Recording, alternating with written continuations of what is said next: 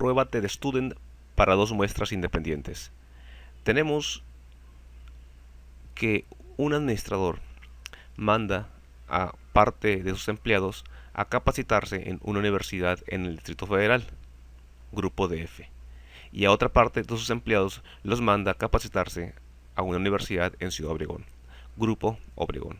Tenemos dos grupos, los cuales queremos comparar en los resultados que van a obtener en un examen de certificación.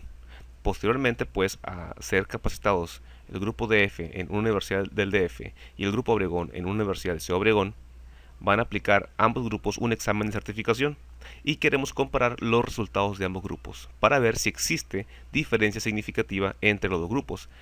Esto le permitirá al administrador de la empresa decidir si una universidad es mejor que la otra para los fines de capacitar a sus empleados rumbo al examen de certificación. En pantalla tenemos la base de datos de esta investigación. Tenemos tres variables: variable individuo, variable universidad y variable calificación. La variable de agrupación, la variable que me crea los grupos, es la variable universidad. Aquí vemos los dos grupos: 15 individuos en el grupo Universidad DF, es decir, los empleados que se capacitaron en el DF, y 15 individuos que se capacitaron en una universidad en Ciudad Obregón. Tenemos la tercera variable, calificación, que es la calificación que obtuvieron en el examen de certificación. Vamos a comparar, pues, si existe diferencia significativa entre calificaciones de la Universidad DF y las calificaciones de los alumnos que se capacitaron en la Universidad Ciudad Obregón. Nuestra prueba de hipótesis, pues, la realizaremos en los 5 pasos característicos de toda prueba de hipótesis. Paso número 1, redacción de la hipótesis estadística. Vamos a redactar, pues, la hipótesis alterna y la hipótesis nula. La hipótesis alterna quedaría de esta forma: existe una diferencia significativa entre las medias de calificaciones del grupo DF y la media de calificaciones del grupo en Ciudad Obregón. Como pueden ver, pues, en la hipótesis alterna existe una relación. Siempre la hipótesis alterna va en el sentido de que sí existe una relación o que sí existe una diferencia entre los grupos comparados. Y la hipótesis nula va en el sentido de que no existe una relación o de que son iguales los grupos comparados o las variables comparadas. Paso 2 de la prueba de hipótesis: determinar el nivel alfa. El nivel alfa es el porcentaje de error que estamos dispuestos a correr en la realización de nuestra prueba estadística. Generalmente, en las ciencias sociales se utiliza un nivel alfa del 5%, es decir, 0.05. El nivel de significancia o grado de error, en este caso, será de 5%, 0.05. Paso 3 de prueba de hipótesis: elección de la prueba estadística. Si recordamos el caso que estamos estudiando, estamos comparando dos grupos, el grupo DF contra el grupo Obregón. Ambos grupos se capacitaron en dos universidades distintas, uno en universidad en el DF, otra en Ciudad Obregón, y se va a comparar las calificaciones en un examen de certificación. ¿Ok? Entonces, estamos hablando de que es un estudio transversal, porque se están analizando dos grupos en un mismo momento. Se está evaluando a dos grupos en un mismo momento: Universidad DF, Universidad Obregón. A ambos se les evaluará en un mismo momento. Entonces es un estudio tipo transversal y son dos grupos. Entonces estamos analizando o comparando dos grupos: grupo DF contra grupo Obregón. Y la variable aleatoria es una variable numérica, que en este caso serían las calificaciones obtenidas en el examen de certificación. Por lo cual obtenemos que la prueba para este caso que estamos estudiando, sería la prueba TestStudent para muestras independientes, porque es un estudio transversal. La variable de agrupación, la variable fija, me crea dos grupos, y la variable aleatoria, que es la variable que se va a comparar, es numérica. Son las calificaciones del examen de certificación. Entonces, prueba TestStudent para muestras independientes. Paso 4 de la prueba de hipótesis: lectura de p-valor. Para el caso de la prueba de T-Student para dos muestras independientes, tenemos antes de calcular el valor T o la significancia de la prueba de la T-Student, tenemos que corroborar los dos supuestos de normalidad 1 y el supuesto de igualdad de varianza. Si pasamos estos dos filtros, entonces sí podremos calcular el p-valor de la prueba T-Student para muestras independientes. Es en este paso número 4 donde empezamos a utilizar el software SPSS, el software estadístico, para comprobar normalidad de la variable aleatoria. Siempre la normalidad se corrobora de la variable numérica. En este caso, las calificaciones del examen de certificación. Vamos pues al software. En SPSS vamos a corroborar si nuestra variable numérica aleatoria calificación se comporta normalmente.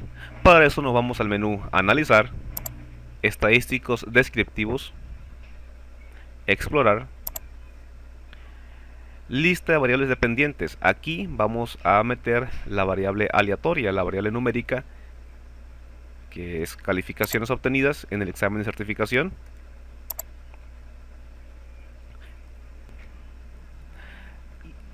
Y en lista de factores vamos a poner la variable que me crea los grupos, que son universidad donde se realiza el examen. Entonces, variable fija acá en lista de factores, y lista de dependientes la variable aleatoria numérica, calificaciones. Nos vamos a gráficos y dentro de gráficos pedimos prueba de normalidad. Hacemos clic en el botón continuar, aceptar. Esperamos unos segundos y SPSS me realiza el estudio, algunas tablas, me dice que el 100% de mis casos son válidos, no hay valores perdidos. Aquí observamos la media de calificaciones en la Universidad DF. 81.2 fue el promedio de calificaciones en la Universidad DF, mientras que en la Universidad de Obregón fue de 79. O sea que, numéricamente hablando, ciertamente el promedio de calificaciones de los exámenes fue mayor en los alumnos que se prepararon en la Universidad DF comparados con la Universidad de Obregón. 81.2 en el DF y el promedio de calificaciones de Ciudad Obregón fue de 79. Ciertamente es mayor las calificaciones de los egresados del DF. La pregunta no es esa, la pregunta es: ¿esta diferencia realmente es significativa? ¿O solamente es una diferencia que se puede deber al azar? Bueno, para eso la prueba T-Student, que más adelante la vamos a realizar. Pero el caso que nos ocupa en este momento es prueba de normalidad. Queremos corroborar si nuestra variable calificación se comporta normalmente en el grupo DF y en el grupo Ciudad Obregón. Recordemos que la prueba de normalidad, bueno, este procedimiento me genera dos pruebas, la prueba de Kolmogorov-Smirnov y la prueba de Shapiro-Wilks. Ambas es para probar normalidad. Sin embargo, la de Kolmogorov-Smirnov se utiliza para cuando son muestras grandes, hablamos de más de 30 individuos, y la prueba de Shapiro-Wilks cuando la muestra es pequeña, menor o igual a 30 individuos. En nuestro caso, si tú recuerdas, estamos hablando, nuestra muestra es un tamaño de 30 individuos, 15 del DF y 15 de Ciudad Obregón. Entonces, utilizaremos la prueba de Shapiro-Wilks para corroborar normalidad. Y vemos que el grado de significancia, el nivel de significancia de la variable de calificación de los que fueron a la Universidad del DF es de .156, y el nivel de significancia para los que asistieron a la Universidad de Ciudad Obregón fue de .257. Bueno, sacamos estos valores y los jalamos acá a nuestra plantilla de prueba de hipótesis. Entonces utilizamos la prueba de Shapiro-Wilks porque es una muestra pequeña, menor o igual a 30 individuos, y los resultados obtenidos fue para el grupo DF 0.156 y para el grupo Ciudad Obregón 0.257. En ambos casos resulta que el p-valor de la prueba de normalidad es mayor que 0.05. .156 es mayor que .05, .257 del grupo de Obregón también es mayor que .05. Entonces, dado que p-valor es mayor que el nivel alfa, que la significancia de 0.05 por establecido, entonces estaremos diciendo que los datos provienen de una distribución normal. Ambos grupos, en la variable de calificación de ambos grupos, se comporta normalmente. Conclusión: la variable de calificación en ambos grupos se comporta normalmente. Entonces, como si cumplimos con este supuesto, podemos seguir con el procedimiento. Y ahora tenemos que cumplir con el supuesto de igualdad de varianza. Nos vamos a SPSS para ahora corroborar el supuesto de igualdad de varianza. Y el supuesto de igualdad de varianza, SPSS lo calcula junto con la prueba T-Student. Así que calculamos el valor T-Student. Hacemos la prueba de la T-Student para dos muestras independientes. Nos vamos al menú Analizar, Comparar medias, Prueba T-Student para muestras independientes, variables a contrastar y variables de agrupación. La variable que me crea los grupos viene siendo la variable universidad, donde se realizan la capacitación, y la variable para contrastar es mi variable numérica, es la calificación obtenida en el examen de certificación. Pero como pueden ver, la variable universidad me aparece con dos signos de interrogación. Significa aquí que tengo que definir los grupos. Tengo que especificarle a SPSS cuáles son mis grupos. Entonces, para eso selecciono aquí la variable que acabo de meter, se pone amarillo, se habilita el botón definir grupos. Hago clic en definir grupos, aquí le especifico yo a SPSS cuáles son mis grupos. Si no estás seguro, más vale que lo corrobores. Aquí cancelo, me vengo para acá, habilito etiquetas y las deshabilito, de tal manera que pueda yo ver aquí como 1 significa Universidad DF y 2 Universidad Obregón. Entonces aquí en definir grupo yo tengo que especificarle que estoy utilizando esas dos etiquetas, 1 y 2. Me voy otra vez a definir grupos, pongo 1 y 2. Le digo que son los dos grupos que estoy codificando acá en la variable universidad. Continuar. No está de más corroborar en el botón opciones